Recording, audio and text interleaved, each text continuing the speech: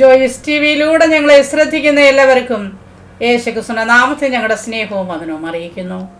എൻ്റെ പ്രിയപ്പെട്ട ദൈവമക്കളെ, നിങ്ങളെല്ലാവരും കർത്താവിൽ സന്തോഷമായിരിക്കുന്നെന്ന് വിശ്വസിക്കുന്നു. കർത്താവ് നിങ്ങളെ ഓരോരുത്തരെയും ധാരാളം അനുഗ്രഹിക്കുമാറാകട്ടെ. ഞങ്ങളുടെ ഈ ചാനലിലൂടെ കടന്നു വരുന്നതായ ഓരോ സാക്ഷ്യങ്ങളും നിങ്ങളുടെ ഓരോരുത്തരുടെയും ആത്മീക ജീവിതത്തിൻ്റെ അനുഗ്രഹത്തിനും കർത്താവിനോട് നിങ്ങളെ അടുപ്പിക്കുന്നതിന് മുഖാന്തരവുമായി തീരട്ടെ എന്ന് ഞങ്ങൾ കർത്താവിൽ ആശംസിക്കുന്നു. ഇന്ന് നമ്മോടൊപ്പം അനുഗ്രഹിക്കപ്പെട്ടതായ ഒരു കർത്താവിൻ്റെ ദാസിയാണ് കടന്നു വന്നിരിക്കുന്നത്. സിസ്റ്റർ കുഞ്ഞമ്മ ജോസഫ് കാവാലത്ത് നിന്ന് തന്നെ ആ പ്രിയ കർത്താവിൻ്റെ ദാസിയെ ജോയിസ് ടി വിയിലേക്ക് തൻ്റെ ജീവിതത്തിൻ്റെ അനുഭവത്തെ ഷെയർ ചെയ്യുന്നതിന് ഹാർദവമായി സ്വാഗതം ചെയ്യുന്നു. ആമേൻ. Praise the Lord. ദേവദാസി, എന്തുകൊണ്ട് വിശേഷം? കർത്താവിൽ സന്തോഷമായിരിക്കുന്നുവോ? ഓക്കെ. കർത്താവ് സഹായിക്കട്ടെ. ജീവിതത്തിൻ്റെ അനുഭവത്തിലേക്ക് കടന്നു പോകുന്നതിന് മുന്നമേ ദൈവസന്നിധിയിൽ പ്രാർത്ഥിക്കാം. Hallelujah, hallelujah. പരിശുദ്ധ കർത്താവേ, നന്ദി നിറഞ്ഞ ഹൃദയത്തോടെ സ്തോത്രം ചെയ്യുന്നു, സ്തുതിക്കുന്നപ്പാ. അങ്ങോട്ട് സന്നിധിയിലേക്ക് അടിയങ്ങൾ അടുത്തു വരുന്ന കർത്താവേ, അങ്ങ് നടത്തിയ വിധങ്ങളും വഴികളും ഒക്കെ പ്രസ്താവിപ്പാനുള്ള എല്ലാ ദൈവവും നിന്റെ ദാസിയുടെ ദൈവം പകർന്നു കൊടുത്താട്ട് കേൾക്കുന്ന ജനത്തിനൊരു അനുഗ്രഹമായി മാറുവാന്, ഒരു വിടുതലായി തീരുവാന് പരിശുദ്ധ കർത്താവ് സഹായിക്കണമേ. അങ്ങയുടെ നാമം ഈ സാക്ഷ്യത്തിലൂടെ മഹിമപ്പെടുവാന് ദൈവം ഇടയാക്കണമേ കർത്താവേ. എന്റെ സാന്നിധ്യത്തിലൂടെ അല്പസമയം ഞങ്ങളെ ഇരുത്തിയാട്ട് യേശുവിന്റെ നാമത്തിൽ തന്നെ. ആമേൻ. ഹല്ലേലൂയ, ആമേൻ. Praise the lord. ജീവിതത്തിന്റെ അനുഭവത്തെ ഷെയർ ചെയ്യാം. Okay, thank you. God bless you. ഹല്ലേലൂയ, സ്തോത്രം. എന്റെ വീട് മുട്ടാർ എന്ന് പറയുന്ന സ്ഥലത്താണ്. ഞങ്ങള് എന്റെ മാതാവും പിതാവും ഒരു ക്രിസ്തീയ കുടുംബത്തിലാണ് ഞാൻ ജനിച്ചു വളർന്നത്. ഞങ്ങൾ 10 പേരുള്ള ഒരു കുടുംബത്തിലെ 4ാമത്തെ മകളാണ് ഞാൻ. എന്റെ ചെറുപ്രായത്തിൽ എനിക്ക് ഒരു തലവേദന വരുവാനിടയായി തീർന്നു. ഞാൻ സ്കൂളിൽ പഠിച്ചുകൊണ്ടിരുന്നപ്പോൾ പല ആശുപത്രിയിലൊക്കെ കൊണ്ടുപോയി, എന്നാൽ അതിനൊരു ഭേദം വരുവാൻ കഴിയാതെ വളരെ എന്റെ മാതാപിതാക്കൾ വളരെ ഭാരപ്പെട്ടു. അങ്ങനെ ഇരിക്കുന്ന സമയത്ത് എന്റെ വീടിനടുത്ത് തന്നെ ഡിവിഷന്റെ ചർച്ച് ഓഫ് ഗോഡ് ഡിവിഷന്റെ ഒരു സഭ ഉണ്ടായിരുന്നു.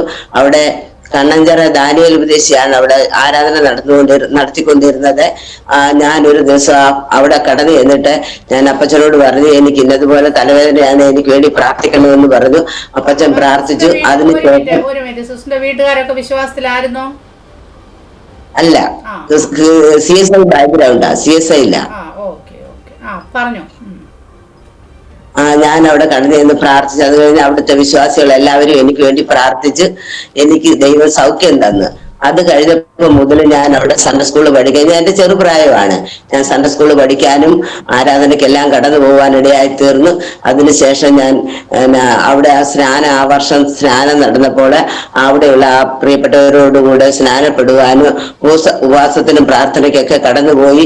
ഞാൻ കർത്താവിനെ സ്വന്തം രക്ഷിതാവായി സ്വീകരിച്ച് അഭിഷേകം പ്രാപിച്ച് സ്നാനപ്പെട്ട് ദൈവസഭയോട് ചേർന്ന് അങ്ങനെ മുന്നോട്ട് പോവുകയായിരുന്നു. അങ്ങനെ ഇരിക്കുമ്പോൾ 1984 എന്റെ വിവാഹം നടന്നു. അതിനുശേഷം വളരെ പ്രതികൂലങ്ങളും പ്രതിസന്ധികളും എല്ലാം എന്റെ ജീവിതത്തിൽ ആഞ്ഞടിച്ചു. ഞാൻ രക്ഷിക്കപ്പെട്ട നാൾ മുതൽ എന്റെ വിവാഹ സമയം വരെ ഞാൻ ഒരു ആരാധന മുടക്കിയിട്ടില്ല. ഞാൻ ദൈവത്തോട് തീരുമാനമെടുത്ത് ഞാൻ കടന്നു പോയതാണ്. ഒരു പ്രാർത്ഥനയ്ക്കും ആരാധനയ്ക്കും മുടക്കാതെ പോയി. എന്നാൽ എന്റെ വിവാഹത്തിന് ശേഷം എനിക്ക് ആരാധനയ്ക്ക് പോകാൻ കഴിയാത്ത ഒരു അന്തരീക്ഷമായിരുന്നു. അവിടെ എല്ലാവരും പ്രാർത്ഥനയുണ്ട്, എല്ലാം ഉണ്ടെങ്കിലും ആരാധനയ്ക്ക് എങ്ങും പോകാത്തൊരു സാഹചര്യമായിരുന്നു. അപ്പോഴൊക്കെ ഞാൻ ഞായറാഴ്ച രാവിലെ ഇരുന്ന് കരഞ്ഞ് ദൈവത്തോട് പ്രാർത്ഥിക്കും, ദൈവമേ എനിക്കിത് പറ്റത്തില്ലല്ലോ, ഇങ്ങനെ എങ്ങനെ ജീവിക്കുമെന്ന് ഓർത്ത് ഞാൻ വളരെ കഠിനമൊരുക്കുവാനും പ്രാർത്ഥിക്കുവാനും ഇടയായി തീർന്നു. അവരൊക്കെ എന്നെ ഓരോന്നൊക്കെ പറയുകയും നിന്ദിക്കുകയും എല്ലാം ചെയ്യും. എന്നാല് ഞാനതൊന്നും കാര്യമാക്കാതെ ദൈവത്തോട് ഞാൻ പ്രാർത്ഥിച്ചു. അങ്ങനെ നാളുകൾ കഴിഞ്ഞു പോയി. പലവിധമാകുന്ന പ്രശ്നങ്ങളും പ്രതിസന്ധികളും ജീവിതത്തിൽ മുന്നോട്ട് ഒരിക്കലും പോകാൻ കഴിയാത്ത അവസ്ഥയിൽ കൂടി കടന്നുപോയി. പ്രതികൂലം പ്രശ്നം എന്നൊക്കെ പറയുന്നത് എന്തൊക്കെയാവും? ഓർമ്മയിലുള്ളതൊക്കെ ഒന്ന് പറഞ്ഞാട്ടോ. പ്രതികൂലങ്ങൾ എന്തൊക്കെയാണെന്നോ പറഞ്ഞാട്ടോ.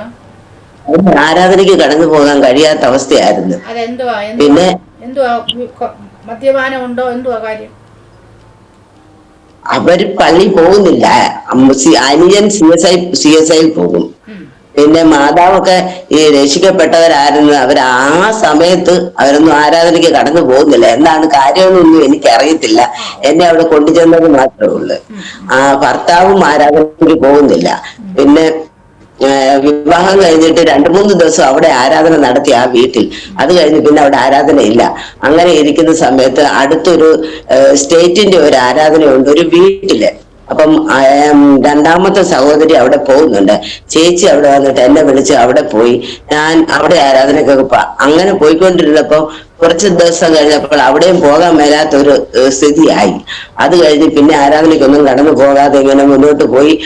നാളുകൾ കഴിഞ്ഞ് 2 വർഷം കഴിഞ്ഞ് ഒരു പൈതലിനെ ദൈവം തന്നു. അത് കഴിഞ്ഞ് 1 വർഷത്തോളം ഞാൻ എന്റെ ഭവനത്തിൽ പാർത്ത്. അതിനുശേഷം വീണ്ടും ഈ ഭർത്താവിന്റെ ഭവനത്തിലേക്ക് വന്നു. ദൈവം എനിക്ക് ഒരു ആൺകുഞ്ഞിനെ കൂടെ തന്നു.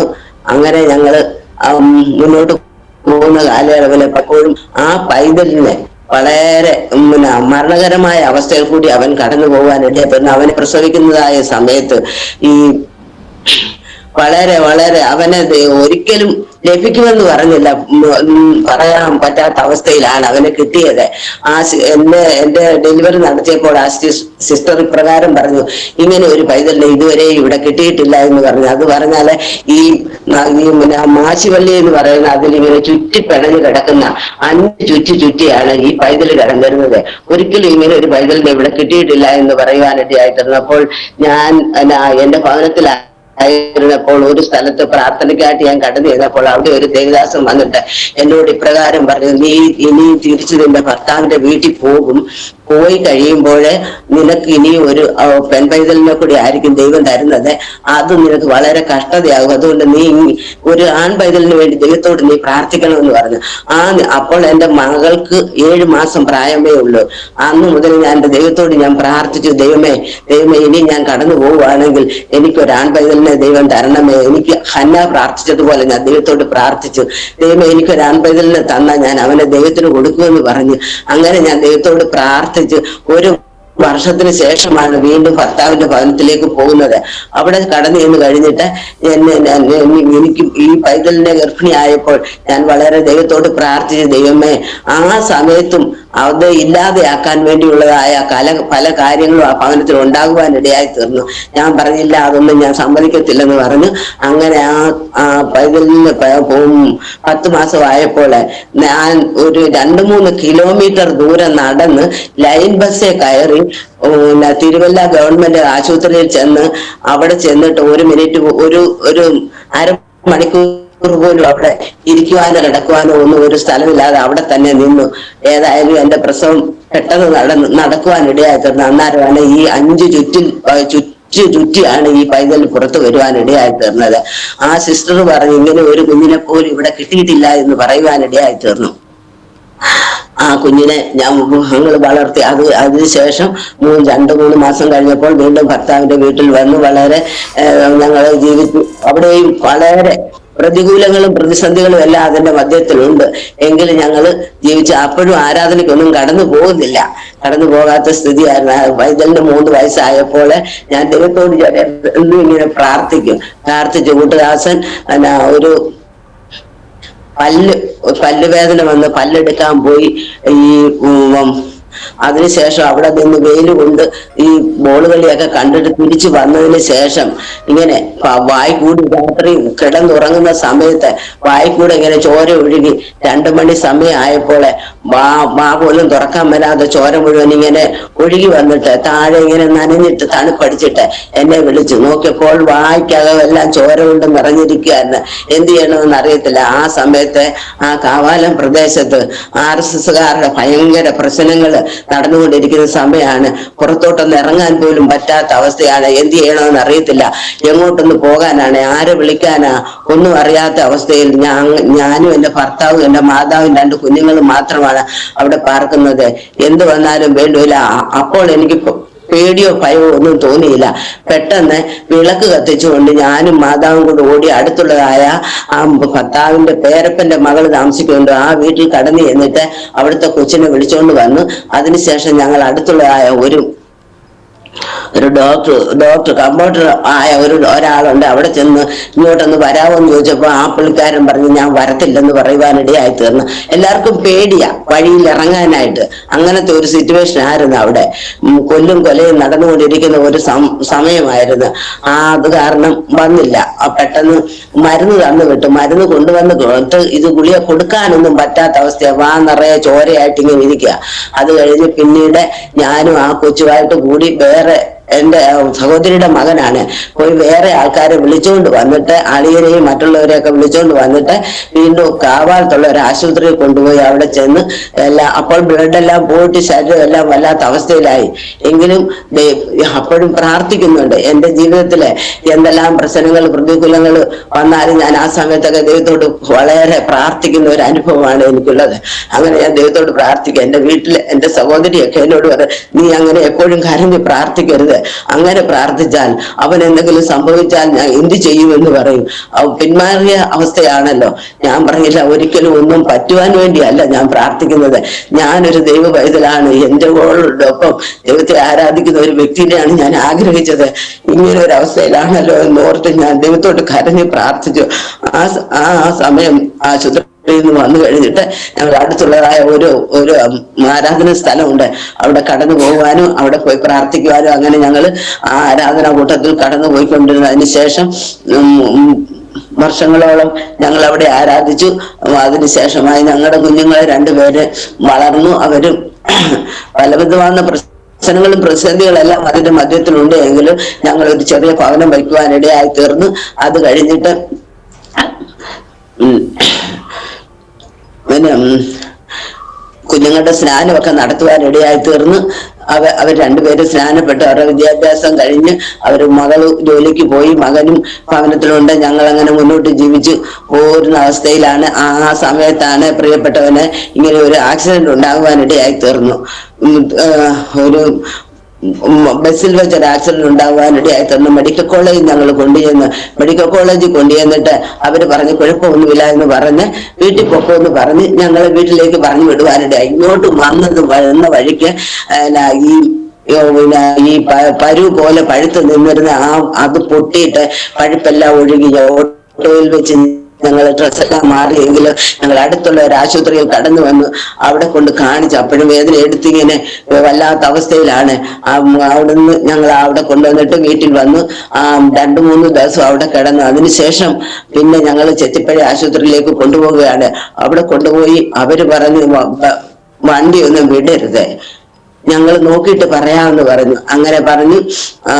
അവര് നോക്കിയിട്ട് പറഞ്ഞു എത്രയും പെട്ടെന്ന് അമൃതായിലോ ലക്ഷോറിലോ കൊണ്ടുപോകണം, ഇവിടെ പറ്റത്തില്ലെന്ന് പറയുവാനിടയായി തീർന്നു. അപ്പോഴൊക്കെ ഞാൻ എന്റെ ദൈവത്തോട് ഞാൻ വളരെ പ്രാർത്ഥിക്കുക, ദൈവമേ എന്റെ കുഞ്ഞുങ്ങൾക്ക് എനിക്കും ആരുമില്ല, ഞങ്ങൾ എന്ത് ചെയ്യും? വളരെ പ്രതികൂലമാണ് ഭവനത്തില്. എന്നാൽ ഞങ്ങൾ എന്ത് ചെയ്യുമെന്ന് ഓർത്ത് വളരെ ഭാരപ്പെടുവാനും ദൈവത്തോട് പ്രാർത്ഥിക്കുവാനും ഇടയായി തീർന്നു. എനിക്ക് എന്ത് പ്രയാസം വന്നാലും എനിക്ക് പറയാൻ ആ ഭവനത്തിൽ ദൈവമല്ലാതെ മറ്റാരുമില്ല. എല്ലാവരും എന്നെ നിന്ദിക്കുന്ന അനുഭവമായിരുന്നുവെങ്കിലും എന്റെ ദൈവം എന്നെ ഉപേക്ഷിച്ചില്ല. എന്റെ ദൈവത്തോട് ഞാൻ രാവും പകലും കണ്ണുനീരൊഴുക്കി പ്രാർത്ഥിക്കുന്ന ഒരു അനുഭവം എനിക്കുണ്ടായിരുന്നു. അതുപോലെ ഞാൻ ദൈവത്തോട് പ്രാർത്ഥിച്ചു. ഞങ്ങൾ അമൃത ആശുപത്രി കടന്നു ചെന്ന് അവിടെ ചെന്നപ്പോഴത്തേക്കും ഞങ്ങളുടെ കയ്യിൽ ഒന്നുമില്ല. അവിടെ കടന്നു ചെന്നപ്പോഴത്തേക്കും അവര് പറഞ്ഞു ഉടൻ തന്നെ ICU കയറ്റണം, 36,000 രൂപ കൊടുക്കണമെന്ന് പറഞ്ഞു. ഒരു 5 പൈസ പോലും ഇല്ലാതെ ഞങ്ങൾ വളരെ ഭാരപ്പെട്ടു അവിടെ ഇരുന്നു. അപ്പം ഞങ്ങളുടെ അടുത്തുള്ളതായ ഒരു പ്രിയ പൈതൽ അവിടെ ഉണ്ടായിരുന്നു. ആ കുഞ്ഞു പറഞ്ഞു എത്ര രൂപയാണേലും ഞാൻ തന്നുകൊള്ളാം, നിങ്ങളെല്ലാം എന്ത് വേണേലും ചെയ്യണം, ആളിനെ രക്ഷപ്പെടുത്തണമെന്ന് പറഞ്ഞു. അങ്ങനെ അവര് ഓപ്പറേഷൻ അവിടെ വെച്ച് തന്നെ ഓപ്പറേഷൻ എല്ലാം ചെയ്ത് അതിനുശേഷം ICU കയറ്റി. ഞാൻ അവിടെ ഇരുന്ന് ദൈവത്തോട് കരഞ്ഞ് പ്രാർത്ഥിച്ച് ദൈവമേ ഒരനർത്ഥം വരല്ലേ വന്നാൽ ഞങ്ങളുടെ ജീവിതത്തിന്റെ ഏത് ഭാഗത്തായിരുന്നു ഓപ്പറേഷൻ ഒക്കെ ചെയ്തത്? ചന്തയുടെ ഭാഗത്താ. ഈ ബസ്സിൽ നിന്ന് ഇങ്ങനെ കട്ടറയാടിയപ്പം പൊങ്ങി വന്ന് അടിച്ചതാണ്. ആ ചന്തി മുഴുവനും ഇങ്ങനെ പഴുത്ത് ഒരു ചോര കളർ റോസ് കളറായി. എന്നിട്ട് അവിടുന്ന് ICU കയറ്റി അവര്. അത് കഴിഞ്ഞപ്പോഴത്തേക്ക് ഓരോ ദിവസം ഇവര് പറയാണ് ഭയങ്കരമായ സ്റ്റേജിലേക്കാണ് പോകുന്നത്, അതുകൊണ്ട് ഇനി ഓപ്പറേഷൻ ചെയ്യണമെന്ന് പറഞ്ഞു. ഓപ്പറേഷൻ ചെയ്യണമെങ്കിൽ 65,000 രൂപ കൊടുക്കണമെന്ന് പറഞ്ഞു. എന്ത് ചെയ്യുമെന്നറിയാതെ ഞങ്ങൾ ഭാരപ്പെട്ടു. അപ്പോഴും ആ കുഞ്ഞു പറഞ്ഞു, ഞാൻ പൈസ തരാം, നിങ്ങൾ ചെയ്യണമെന്ന് പറഞ്ഞു. അങ്ങനെ ഓപ്പറേഷൻ ചെയ്യുവാനിടയായി തീർന്നു. അങ്ങനെ ICU ഇട്ടു, ഓപ്പറേഷൻ എല്ലാം ചെയ്ത് മലദ്വാരം എല്ലാം എടുത്ത് പുറത്തു വെച്ച് വളരെ പ്രയാസപ്പെട്ടു. ദൈവത്തോട് ഞങ്ങൾ കരഞ്ഞു പ്രാർത്ഥിച്ചു, ഞാനും എന്റെ കുഞ്ഞുങ്ങളും. എന്റെ ഇളയ അച്ഛന്റെ സഹോദരനും സഹോദരിയും ആശുപത്രിയിലോട്ട് ഞങ്ങൾ ഇങ്ങനെ രാവിലെ അവിടെ അവരകത്തോട്ടൊന്നും കയറ്റത്തില്ല. ഞങ്ങളിങ്ങനെ വെളിയിലിരിക്കും, രാത്രി 11:30 മണി വരെയും അവിടെ ഇരിക്കും. അത് കഴിയുമ്പം പോയി വേറെ റൂം എടുത്തിട്ടുണ്ട്, അവിടെ പോയി കിടക്കും. പിറ്റേ ദിവസം അവര് രാവിലെ വരും, 2 പേരെ മാത്രം കാണിക്കും. അങ്ങനെ 10 ദിവസം ICU കിടന്ന് വളരെ വളരെ വളരെ എല്ലാവരും, ഞങ്ങളുടെ കാവാലത്തുള്ള എല്ലാവരും ഇപ്പം കൊണ്ടുവരും. ശവോടൊക്കെ നടത്താൻ വേണ്ടി അവരെല്ലാവരും കാത്തിരിക്കുകയാണ്. ഒരു ദിവസം ഡോക്ടർ എന്നോട് പറഞ്ഞിട്ട് ഇനി ഒരു കാര്യങ്ങളും ചെയ്യാനില്ല, എന്ത് ചെയ്യണമെന്ന് ഞങ്ങൾ അറിയത്തില്ല, അതുകൊണ്ട് നിങ്ങൾ ദൈവത്തോട് പ്രാർത്ഥിക്കണമെന്ന് പറഞ്ഞ് ഒപ്പിടിക്കുവാനിടയായി തീർന്നു. ഞാൻ എന്റെ ദൈവത്തോട് പ്രാർത്ഥിച്ചു, ദൈവമേ, ഞങ്ങൾക്ക് ഞങ്ങളുടെ അച്ഛനില്ലാതെ ഞങ്ങൾക്ക് കാവാലത്ത് വീട്ടിൽ പോകാൻ പറ്റത്തില്ല. ഞാനും എന്റെ കുഞ്ഞുങ്ങളും ഞങ്ങൾ പോയാൽ ഞങ്ങൾക്ക് അവിടെ ജീവിക്കാൻ പറ്റത്തില്ല. അതുകൊണ്ട് നീ ജീവൻ തിരിച്ചു തന്നേ പറ്റത്തുള്ളൂ. ദൈവത്തോട് ഞാൻ അവിടെ ഇരുന്ന് കരഞ്ഞ് പ്രാർത്ഥിച്ചു. എന്റെ പൈതൽ എന്നോട് പറഞ്ഞു, അമ്മ ഇങ്ങനെ രാവും പാലും വരുന്നു, കരയരുത്, കരയുന്നത് ഞങ്ങൾക്ക് ബുദ്ധിമുട്ടാണ്, അതുകൊണ്ട് അമ്മ വീട്ടിൽ പൊക്കോളാൻ പറഞ്ഞു. ഞാൻ പറഞ്ഞില്ല, ഞാൻ പോകത്തില്ല, അച്ഛനിട്ടിട്ട് ഞാൻ പോകത്തില്ലെന്ന് പറഞ്ഞു. അങ്ങനെ കരഞ്ഞ് ദൈവത്തോട് ഞാൻ പ്രാർത്ഥിച്ചു. എന്റെ കണ്ണുനീര് ആശുപത്രി മുങ്ങിയെന്ന് വേണം പറയാനായിട്ട്. അതുപോലെ ഞാൻ ദൈവത്തോട് കരഞ്ഞ് പ്രാർത്ഥിച്ചു, ദൈവമേ നീ ജീവൻ എടുക്കരുത്, നീ ആയുസിന്റെ മധ്യത്തിൽ നീ എടുത്തു കളയരുത്. ഞങ്ങള് നിന്നെ ആരാധിക്കുന്ന നിന്റെ മക്കളാണ്, ഞങ്ങളുടെ ജീവിതത്തിൽ അനർത്ഥം വരരുത് എന്ന് ദൈവത്തോട് രായും പ്രാർത്ഥിച്ചു. ഒരു രാത്രിയില് അവർ കുഞ്ഞുങ്ങളെ വിളിച്ചിട്ട് ഇങ്ങനെ പറഞ്ഞു, എന്താണെന്ന് അറിയത്തില്ല, അവരോടിപ്പോയി. ഞാനവിടെ കിടക്കുകയാണ്. ഞാൻ എന്നിട്ട് പെട്ടെന്ന് അവരുടെ പുറകെ ഞാൻ ഓടിപ്പോയി. വളരെ സീരിയസ് ആയ അവസ്ഥയാണ്, എന്ത് ചെയ്യണമെന്ന് അറിയുന്നില്ല. അവരെന്നോട് പറയാതെയാണ് പോയെങ്കിലും ഞാനും അവരുടെ പുറകെ പോയാണെങ്കിൽ ഞങ്ങൾ എന്നിട്ട് 3-4 പേരും മാത്രമാണ്, ഞാനും എന്റെ കുഞ്ഞുങ്ങളും. എന്റെ അനുജനും അനിയത്തിയും മാത്രമുണ്ട്. ഞങ്ങൾ അവിടെ ഇരുന്ന് ഞങ്ങളെല്ലാവരും കൂടെ ആ രാത്രി കൈകോർത്ത് പിടിച്ച് പ്രാർത്ഥിച്ചു, ദൈവമേ ദൈവം വിടുവിക്കണമേ എന്ന് ദൈവത്തോട് അപേക്ഷിച്ചു. മരിച്ചു പോയാൽ ഞങ്ങൾ എന്ത് ചെയ്യും, ഞങ്ങൾക്ക് ആരുമില്ല, ഞങ്ങൾ എന്ത് ചെയ്യുമെന്ന് ഓർത്ത് ഞങ്ങൾ വളരെ കരഞ്ഞ് ദൈവത്തോട് എന്റെ കുഞ്ഞുങ്ങളും ഞാൻ പ്രാർത്ഥിച്ചു. ദൈവം വിടുതൽ തന്നു. അതിനുശേഷം 10 ദിവസം ICU കിടന്ന് വളരെ വേദനപ്പെട്ടു. പല പ്രാവശ്യം ഓപ്പറേഷൻ ചെയ്തു. അവിടുന്ന് 10ാമത്തെ ദിവസം വെളിയിൽ കൊണ്ടുവന്നെങ്കിലും വലിയ വേദനയും വിഷമവും എല്ലാമായി വീണ്ടും 10 ദിവസം കൂടി അവിടെ കിടന്ന്. അതിനുശേഷം ഞങ്ങൾ ഭവനത്തിൽ വന്നെങ്കിലും എല്ലാ ട്യൂബിലെല്ലാം പൊതിഞ്ഞാണ് വീട്ടിൽ വന്നത്. പിറ്റേ ഒരാഴ്ച കഴിഞ്ഞ് വീണ്ടും ഞങ്ങൾ ആശുപത്രിയിലേക്ക് കടന്നു പോവുകയാണ്. അങ്ങനെ ഓരോ ആഴ്ചയിലും ആശുപത്രിയിലേക്ക് കടന്നു പോകുമ്പോൾ 10 ദിവസം കൊണ്ട് 85 കിലോ ഉണ്ടായിരുന്ന ആ വ്യക്തി 10 ദിവസം കൊണ്ട് 30 കിലോ കുറഞ്ഞ്.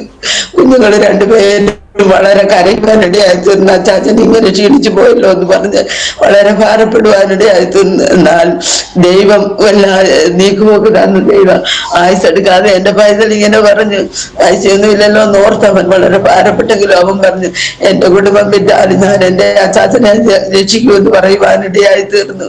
അങ്ങനെ ഞങ്ങൾ ഒരു നല്ലൊരു ഭവനം ചമച്ചതാണ്, അതെല്ലാം ഞങ്ങൾക്ക് നഷ്ടമായി പോയി. എങ്കിലും ജീവൻ കിട്ടിയല്ലോ എന്ന് ഓർത്ത് ഞങ്ങൾ സമാധാനത്തോടെ കഴിയുക. അങ്ങനെ ഞങ്ങൾ ഈ കണിയാമ്പല ദേശത്ത് കടന്നു വന്നു. ദൈവം ഞങ്ങളെ ഇത്രത്തോളം നിലനിർത്തിക്കൊണ്ട് പോകുന്നു. അതിനുശേഷം 4 പ്രാവശ്യം വീണ്ടും അതേപോലെ തന്നെ ആ സ്ഥലം വഴുത്തിട്ട് അവിടെ കടന്നുപോയി ഓപ്പറേഷൻ ചെയ്യുവാനിടയായി തന്നെ. അങ്ങനെ 12 പ്രാവശ്യം ഓപ്പറേഷൻ ചെയ്തു. അതിനുശേഷമായി 2018 ലാസ്റ്റ് ഓപ്പറേഷൻ. 2014 ആദ്യമായി ആശുപത്രി പോകുന്നത്. അത് 18 വരെയും ഓപ്പറേഷത്തിന് വിധേയമാക്കിക്കൊണ്ടിരുന്നു. അതിനുശേഷം ഇന്നുവരെയും ഒരു കുഴപ്പവുമില്ല, വളരെ സൗഖ്യത്തോടെ പഴയ ആരോഗ്യമെല്ലാം വീണ്ടെടുത്ത് കുഞ്ഞുങ്ങൾ വളരെ നല്ലതായി അന്വേഷിച്ചു. ഒരു കുഴപ്പമില്ലാതെ നല്ല ആരോഗ്യത്തോടെ ഇപ്പൊ ഇരിക്കുന്നു. അങ്ങനെ ഇരിക്കുന്ന സമയത്താണ് ഞാൻ ഇങ്ങനെ എന്റെ വീട്ടിലെ എല്ലാ കാര്യങ്ങളും ചെയ്ത് എന്റെ കുഞ്ഞുങ്ങൾ എന്നോട് പറഞ്ഞു, രാത്രി ഉള്ളത് കൊണ്ട് അമ്മ ജോലി ചെയ്യുന്നില്ല, അല്ലെങ്കിൽ രാത്രിയിലും അമ്മ അങ്ങനെ ജോലി ചെയ്തുകൊണ്ടിരുന്നതായ എനിക്ക് എങ്ങനെയെന്ന് അറിയത്തില്ല. എനിക്ക് വല്ലാത്ത അസ്വസ്ഥ. ഈ വാക്സിനൊക്കെ എടുത്ത ആ സമയത്ത് ദൈവത്തിന് നന്ദിയോട് സ്തോത്രം സ്തോത്രം. ഞാൻ വാക്സിനൊക്കെ എടുത്തു കഴിഞ്ഞപ്പോഴത്തേക്ക് ആദ്യത്തത് കഴിഞ്ഞ് രണ്ടാമത്തത് എടുത്തപ്പോൾ എനിക്ക് വലിയ നടക്കാനൊന്നും കഴിയാത്ത അവസ്ഥ എന്റെ ജീവിതത്തിൽ കടന്നു വന്ന്. ഞാൻ എപ്പോഴും പറയും എനിക്ക് വയ്യ വയ്യ വയ്യെന്ന് പറയും, എന്നാല് ഒന്നുമില്ലെന്ന് പറഞ്ഞ് അങ്ങനെ പോയി. അവസാനം എന്റെ പൈതലുമായ ഒരു ദിവസം ആശുപത്രിയിലേക്ക് കടന്നു ചെന്നപ്പോൾ അവിടെ ചെന്ന് അവരെ ഒക്കെ എടുത്ത് പരിശോധനയെല്ലാം നടത്തിയപ്പോൾ പറഞ്ഞു ആന്റിഗ്രാം ചെയ്യണമെന്ന് പറഞ്ഞു. അങ്ങനെ ആന്റിഗ്രാം ചെയ്യാൻ വേണ്ടി ഞങ്ങള് കടന്നുപോയി. അതിനു മുൻപായിട്ട് തന്നെ ഒരു ഈ പ്രിയപ്പെട്ടവനിങ്ങനെ ഞങ്ങൾ ഭവനത്തിലായിരിക്കുമ്പോൾ ഞങ്ങളുടെ വീട്ടിൽ നേരത്തെ ഞങ്ങൾ കൂടിക്കൊണ്ടിരുന്നതായി ഞങ്ങളുടെ അപ്പച്ചൻ മരിച്ചു, പാസ്റ്റർ അപ്പച്ചൻ മരിച്ചു. ഞങ്ങൾ ആ ഭവനത്തിൽ പ്രാർത്ഥന ഉണ്ടായിരുന്നു. അവിടെ കടന്നു പോകുവാൻ വേണ്ടി ഞങ്ങൾ പോയി. കുമരകം എന്ന സ്ഥലത്താണ്. അവിടെ ഞങ്ങൾ ചെന്ന് ഒരു വള്ളം കയറി അക്കരെ ഇറങ്ങണമായിരുന്നു. ആ വള്ളത്തില് ഞങ്ങള് അച്ചാന്റെ സഹോദരിയും മകളും കുഞ്ഞുങ്ങളും അളിയനും എല്ലാവരുമായിട്ടാണ് പോകുന്നത്. അങ്ങനെ പോയിക്കൊണ്ടിരിക്കുമ്പോഴത്തേക്ക് ഇവര് മുന്നേ ചെന്ന് വള്ളത്തെ കയറി, ഞാൻ പുറകെ ചെല്ലുമ്പോഴേ വേറൊരു വ്യക്തി ഓടിച്ചെന്ന് വള്ളത്തെ ചാടിക്കേറിയ സമയത്ത് ആ വള്ളം മുങ്ങി ഇവര് താണു പോകുന്ന അവസ്ഥയാണ് കാണുന്നത്. ഞാൻ ഓടിച്ചെന്ന് എന്റെ കുഞ്ഞിനെ വിളിച്ച് ഒരു സെക്കൻഡ് എന്റെ കണ്ണ് തെറ്റിയിരുന്നെങ്കിൽ ഞങ്ങളുടെ ഭവനത്തിൽ 3 ശവം വരുമായിരുന്നു. എന്നാലും ഞാൻ എന്റെ ദൈവമേ എന്ത് ചെയ്യണമെന്ന് അറിയാതെ ഞാൻ പെട്ടെന്ന് ദൈവത്തോട് പ്രാർത്ഥിച്ചു. ദൈവമേ എന്റെ കുഞ്ഞിനെ ഞാൻ വിളിച്ചു. അവൻ ഓടി വന്ന് പൊക്കിയെടുത്ത് പോകുന്ന കുഞ്ഞിനെ ഞാൻ വലിച്ചെടുത്തു. ഇവരെ ഒന്നും വലിക്കാനോ കിട്ടുന്നില്ല. അവിടുന്ന് കുഞ്ഞോടി വന്ന് പൊക്കിക്കൊണ്ട് വന്നപ്പോ ഞാൻ വലിച്ചു കരയ്ക്ക് കയറ്റി.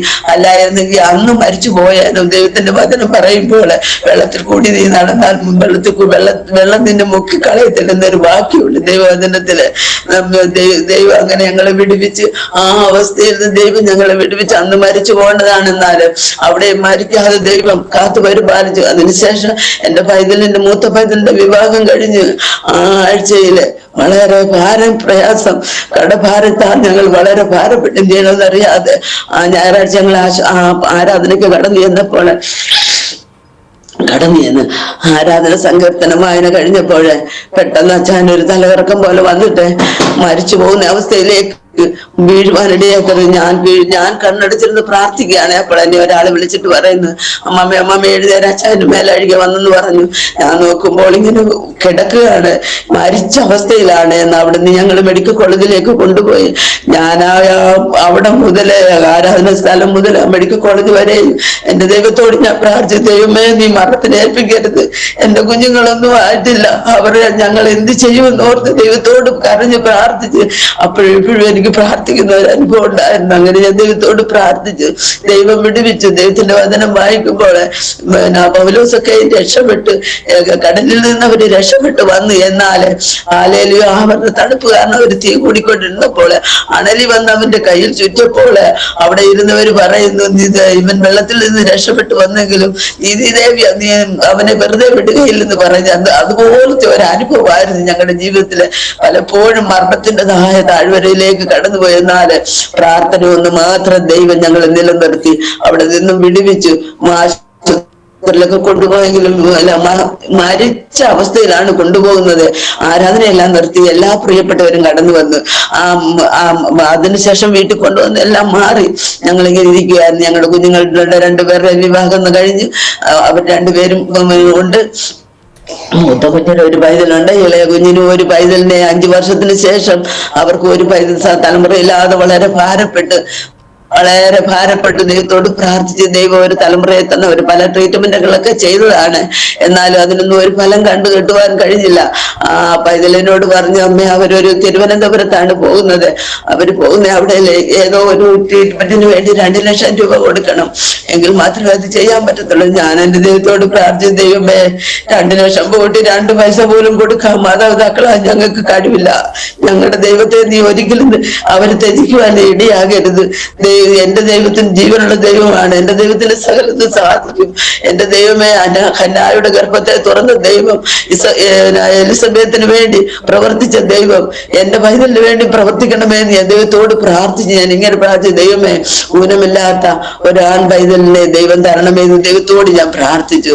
ദൈവം അതുപോലെ തന്നെ ദൈവം ഒരു പൈതലിനെ തന്ന്, ഒരു ആൺ പൈതലിനെ ദൈവം ആഗസ്റ്റ് മാസം 12-ാം തീയതി തരുവാനിടയായി തീർന്നു.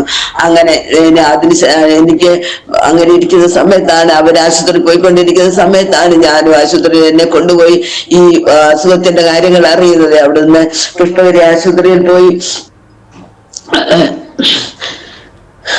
പരിശോധിച്ചു കഴിഞ്ഞപ്പോഴത്തേക്ക് അവര് പറഞ്ഞു ബ്ലോക്ക് ഉണ്ട്, ഓപ്പറേഷൻ ചെയ്യണമെന്ന് പറഞ്ഞു. ആശുപത്രി പോകുന്ന സമയത്ത് എന്റെ പൈതലിനോട് പറയുവാനിടയാ, ഞാനത് അറിഞ്ഞില്ല.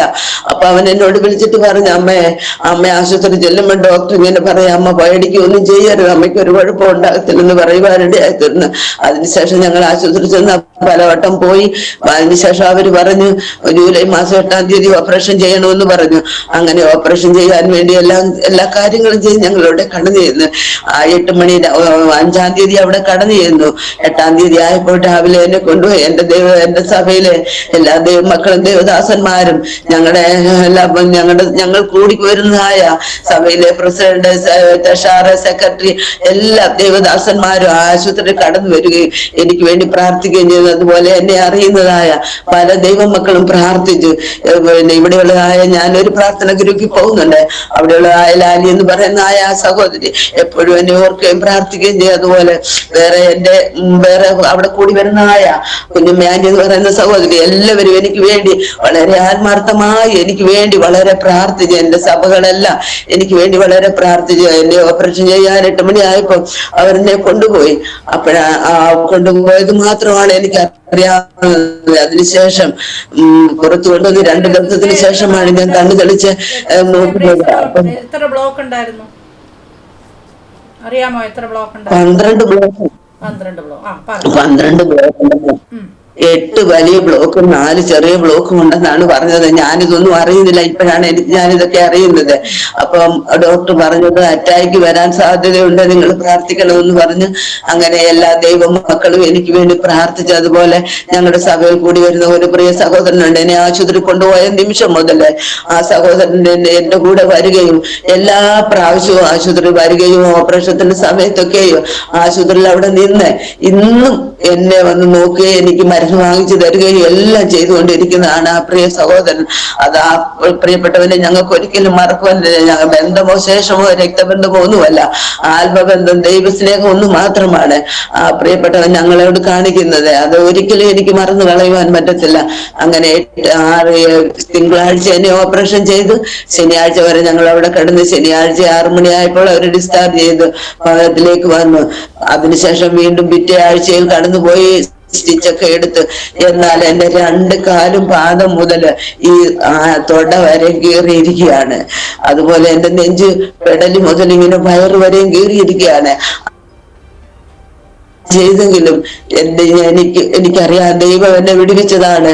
എനിക്ക് നമ്മളൊരു കൈ മുറിഞ്ഞാല് എന്ത് വേദനയാണ്. എന്നാൽ അങ്ങനെ പോലും അസഹ്യമായ ഒരു വേദന അനുഭവിക്കാൻ എനിക്ക് ചോദിച്ചാല് അനേക ദൈവമക്കളുടെ പ്രാർത്ഥന എല്ലാവരും എനിക്ക് വേണ്ടി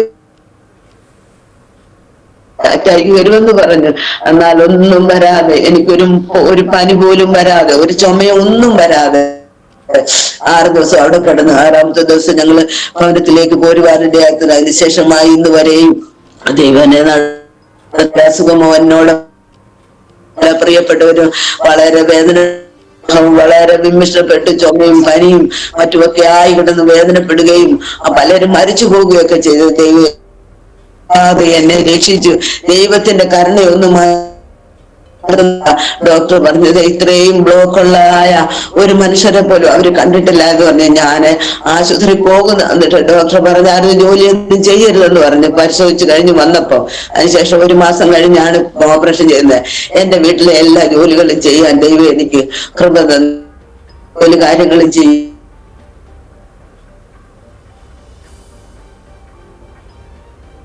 നൂതന കാര്യങ്ങൾ ചെയ്യാൻ തുടങ്ങി. ദൈവം എനിക്ക് നല്ല ആരോഗ്യം എന്റെ മിടുക്കോ എന്റെ കഴിവോ അല്ല, എന്റെ ദൈവത്തിന്റെ കൃപയാണ്. ദൈവമാണ് എനിക്ക് ആരോഗ്യം ബലവും തന്നത്. എനിക്ക് 3 മാസം കഴിഞ്ഞപ്പോൾ ഞങ്ങൾ ആശുപത്രി കടന്നു ചെന്നപ്പോൾ ഡോക്ടർ പറയുവാനിടയായി തീർന്നു, അമ്മയ്ക്ക് ഒരു കുഴപ്പവുമില്ല, ഹാർട്ടിന് യാതൊരു കുഴപ്പവുമില്ല, എല്ലാ ജോലികളും ചെയ്യാം, ആരാധനയ്ക്ക് കടന്നു പോകാം, യാത്ര ചെയ്യാം, എല്ലാ കാര്യങ്ങളും ചെയ്യാമെന്ന് പറയുവാനിടയായി തീർന്നു. അങ്ങനെ ഞാൻ എൻ്റെ വീട്ടിലെ എല്ലാ കാര്യങ്ങളും ചെയ്ത് ആരാധനയ്ക്ക് കടന്നു പോകുന്നുണ്ട്. ഞങ്ങൾ വളരെ സന്തോഷമായിരിക്കുന്നു. ദൈവം ഞങ്ങളെ നടത്തുന്നു. ദൈവത്തിന് വേണ്ടി ജീവിക്കുവാൻ ഞങ്ങളെ ദൈവകരങ്ങളിൽ സമർപ്പിക്കുകയാണ്. ഞങ്ങൾക്ക് 2 കുഞ്ഞുങ്ങളുണ്ട്, അവർക്ക് 2 കുഞ്ഞുങ്ങളുണ്ട്. എന്നാൽ എനിക്കുള്ള ഒരു സങ്കടം, എൻ്റെ പൈതല് പല ആപത്തുകൾ അനർത്ഥങ്ങളെല്ലാം കടന്നു പ്പോൾ ദൈവത്തെ വിളിച്ചിട്ട് എന്താണ് ഇങ്ങനെ സംഭവിച്ചത് എന്ന് പറഞ്ഞ് അവൻ പിന്മാറ്റ അവസ്ഥയിലായി പോയിരിക്കുകയാണ്. അത് ഓർക്കുമ്പോൾ എന്റെ ഹൃദയം അതിയായി വേദനിക്കുന്നത്. ഞാൻ എന്റെ ദൈവത്തോട് രായന്മാരും അവന് വേണ്ടി പ്രാർത്ഥിക്കുകയാണ്. ദൈവമക്കൾ എല്ലാവരും അവനെ ഓർത്ത് പ്രാർത്ഥിക്കണം. ആദ്യം അവനെ ഓർത്ത് പ്രാർത്ഥിക്കണം, അവൻ മടങ്ങി വരണം. ഞാൻ എന്റെ ദൈവത്തോട് ചോദിച്ചു വാങ്ങിച്ച പൈതലാണ്. ഞാൻ ദൈവത്തോട് ചോദിക്കും, ദൈവമേ, ബാലം നടക്കേണ്ടുന്ന വഴിയിൽ അഭ്യസിപ്പിച്ചാൽ വൃത്തനായാലും വിട്ടുമാറുകയെന്ന് ദൈവത്തിന്റെ വചനമുണ്ട്. അങ്ങനെ വളർത്തിക്കൊണ്ട് വന്നിട്ട് ഇവൻ എന്താണ് ഇങ്ങനെ പോയതെന്ന് ഞാൻ ദൈവത്തോട് പലപ്പോഴും ചോദിക്കുന്ന ഒരു ചോദ്യമാണ്. എന്നാല് പല ദേവദാസന്മാരും കൂടിയും ദൈവനോട് ഇടപെട്ടിട്ടുണ്ട്, അവൻ മടങ്ങി വരും, അവൻ മടങ്ങി വരും, അവൻ മടങ്ങി വരുമെന്ന്. ഞാനതോർത്ത് ദൈവത്തോട് പ്രാർത്ഥിച്ചുകൊണ്ടിരിക്കുകയാണ്. അവൻ മടങ്ങി വന്ന് ഞങ്ങളോടൊപ്പം ആരാധിക്കേണ്ട. അവൻ സ്നാനപ്പെട്ട് ദൈവത്തെ ആരാധിച്ച പൈതലാണ്. അവൻ മടങ്ങി വന്ന് ദൈവത്തെ ആരാധിക്കണം. ഞാനും എന്റെ കുടുംബം ഞങ്ങൾ യഹോവയെ സേവിക്കുമെന്ന് യോശുവയോട് ചേർന്ന് പറയാൻ ദൈവം ഞങ്ങൾക്ക് ഭാഗ്യം തരണം. അത് മാത്രമാണ് ഞങ്ങളുടെ ആഗ്രഹവും പ്രാർത്ഥന. ഞങ്ങൾ നല്ലൊരു ഭവനം ചമച്ചതാണ്, അതെല്ലാം ഞങ്ങൾക്ക് നഷ്ടമായി പോയി. എന്നാൽ ഞങ്ങളിപ്പോൾ വാടക വീട്ടിലാണ് താമസിക്കുന്നത്. ദൈവത്തോട് ഞങ്ങൾ പ്രാർത്ഥിക്കുന്നത് ദൈവം എല്ലാം തരുമെന്ന്. ഒന്നുമില്ലെങ്കിലും ദൈവത്തെ അറിഞ്ഞ് ജീവിക്കുവാൻ ദൈവം ഭാഗ്യം തന്നു. പ്രാർത്ഥന കേൾക്കുന്ന ദൈവം അന്നും ഇന്നും ജീവിക്കുന്ന ആ ദൈവത്തെ പ്രത്യാശ വെച്ചുകൊണ്ട് മുന്നേറുവാനാണ് ഞങ്ങൾ ആഗ്രഹിക്കുന്നത്. ഞങ്ങളെയും ഞങ്ങളുടെ കുഞ്ഞുങ്ങളെയും ഓർത്തുകൊണ്ട് ദൈവമക്കളായ മറ്റു പ്രിയപ്പെട്ടവരും എല്ലാവരും ഞങ്ങളെ ഓർത്ത് പ്രാർത്ഥിക്കണം. ഞങ്ങൾ നിങ്ങളെ എല്ലാവരും ഓർത്ത് പ്രാർത്ഥിക്കുക. ഈ ചാനലിൽ ഇങ്ങനെ പറയുവാൻ ദൈവം തന്ന ഭാഗ്യത്തെ ഓർത്തുകൊണ്ട് ദൈവത്തെ സ്തുതിക്കുന്നു. എന്റെ സാക്ഷ്യം അനേകർക്ക് അത് ഒരു വിടുതലായി തീരട്ടെ എന്ന് ഞാൻ ആഗ്രഹിക്കുന്നു. ഇത്രമാത്രം ബ്ലോക്കുള്ള എനിക്ക് അതിൽ നിന്നെല്ലാം ദൈവം എന്നെ വിടുവിച്ച്, ദൈവമാണ് എന്നെ വിടുവിച്ചത്. മനുഷ്യർക്ക് കഴിയുകയില്ല, നമ്മുടെ പണമോ ഒന്നും കൊണ്ടല്ല, എന്നാൽ ദൈവത്തിന്റെ കൃപയൊന്നു മാത്രമാണ്. അനേക ദൈവമക്കളുടെ പ്രാർത്ഥന എനിക്ക് വേണ്ടി അനേക ആയിരങ്ങൾ ദൈവമക്കൾ പ്രാർത്ഥിച്ച് ആ ദൈവമക്കളുടെ പ്രാർത്ഥനയുടെ ഫലമാണ് ഇന്ന് ഞാൻ ജീവിച്ചിരിക്കുന്നത് എന്നെനിക്ക് നന്നായിട്ടറിയാം. എന്റെ ശരീരത്തിന് ഇപ്പോൾ യാതൊരു കുഴപ്പവുമില്ല, വളരെ ആരോഗ്യത്തോടെ നേരത്തതിലും ആരോഗ്യമുള്ളവളായി ഞാൻ ഇരിക്കുന്നു. ദൈവം എനിക്ക് തന്ന ആരോഗ്യത്തിനും ബലത്തിനും ഞാൻ എന്റെ ദൈവത്തിന് നന്ദി പറയുകയാണ്. ദൈവത്തെ മഹത്വപ്പെടുത്തുവാനല്ലാതെ എന്റെ ജീവിതത്തിൽ എനിക്കൊന്നുമില്ല. ദൈവം ചെയ്യുന്ന എല്ലാ ഉപകാരത്തിന് സങ്കീർത്തനക്കാരൻ പറയുമ്പോൾ സകല ഭക്തന്മാരുമായുള്ളവരെ വന്നു കേൾപ്പിയും അവൻ എന്റെ പ്രാണന് വേണ്ടി ചെയ്തത് ഞാൻ വിവരിക്കാമെന്ന്. ഹല്ലേലൂയ പറയുന്നത് പോലെ ഞാൻ എന്റെ പ്രാണന് വേണ്ടി എന്റെ ദൈവം ചെയ്തത് ഞാൻ വിവരിക്കുവാൻ എന്നെ തന്നെ സമ്പൂർണ്ണമായി ഞാൻ ഏൽപ്പിക്കുകയാണ്. അതുപോലെ തന്നെ 115 സങ്കീർത്തനം വായിക്കുമ്പോൾ ഇപ്രകാരം പറയുന്നു, യഹോവ നമ്മെ ഓർത്തിരിക്കുന്നു, അവൻ നമ്മെ അനുഗ്രഹിക്കും. അവൻ യഹോവ ഭക്തന്മാരായ അവൻ അഹരോൻ ഗ്രഹത്തെ അനുഗ്രഹിക്കും, അവൻ ഇസ്രായേൽ ഗ്രഹത്തെ അനുഗ്രഹിക്കും. ഭക്തന്മാരായ ചെറിയവരെയും വലിയവരെയും അനുഗ്രഹിക്കുന്ന ഒരു ദൈവം, നമ്മെ ഓർക്കുന്ന ഒരു ദൈവം. എന്തെല്ലാം കഷ്ടങ്ങളും ഭാരങ്ങളും പ്രയാസങ്ങളും മരണത്തിന്റെ താഴ്വരയിലേക്ക് കടന്നുപോയതാണ്. എന്നാൽ അവിടെ നിന്നെല്ലാം ദൈവം വിടുവിച്ച് അനർത്ഥം വ്യസന കാരണമായി തീരാതെ എന്നെ, എന്റെ ഭവനത്തെയും എന്റെ കുഞ്ഞുങ്ങളെയും ഇത്രത്തോളം ദൈവം കാത്തു പരിപാലിച്ച് ആയുസ്സും ആരോഗ്യം തന്ന് ഞങ്ങൾക്ക് വേണ്ടതെല്ലാം നൽകി തരുവാൻ ദൈവം മതിയാകുമെന്ന് പൂർണ്ണമായി വിശ്വസിച്ചുകൊണ്ട് ദൈവബാധപ്പെടുത്തലിന്റെ വിഷയങ്ങളെല്ലാം ഞാൻ ഏൽപ്പിച്ചു പ്രാർത്ഥിക്കുകയാണ്. മടുത്തു പോകാതെ ക്ഷീണിച്ചു പോകാതെ ദൈവകൃപയിൽ ആശ്രയിച്ചുകൊണ്ട് മുന്നേറുവാൻ ഞാൻ എന്നെ ദൈവകരങ്ങളിൽ ഏൽപ്പിച്ചുകൊണ്ട് പ്രാർത്ഥിക്കുകയാണ്. എല്ലാ ദൈവമക്കളും പ്രാർത്ഥിക്കണമെന്ന് ഞാൻ അപേക്ഷിക്കുകയാണ്. ദൈവം സഹായിക്കട്ടെ. എത്രത്തോളം മരണത്തിൽ നിന്ന് 12 ബ്ലോക്കുകളൊക്കെ ജീവിതത്തിൽ കടന്നു വന്നു.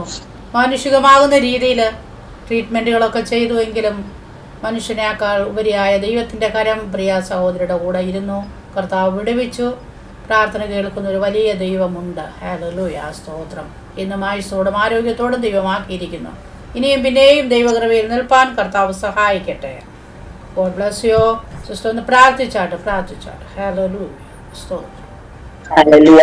ദൈവത്തിന് സ്തോത്രം സ്തോത്രം സ്തോത്രം സ്തോത്രം സ്തോത്രം. മഹാപരിശുദ്ധനും നീതിമാനും നിത്യനുമായ സ്വർഗീയ നല്ല ദൈവമേ, ഈ മനോഹരമായ പകൽവേളയ്ക്കായി സ്തുതിക്കുന്നു, വാഴ്ത്തുന്ന കർത്താവെ, പ്രിയാനിയുമായി ഹല്ലേലൂയ.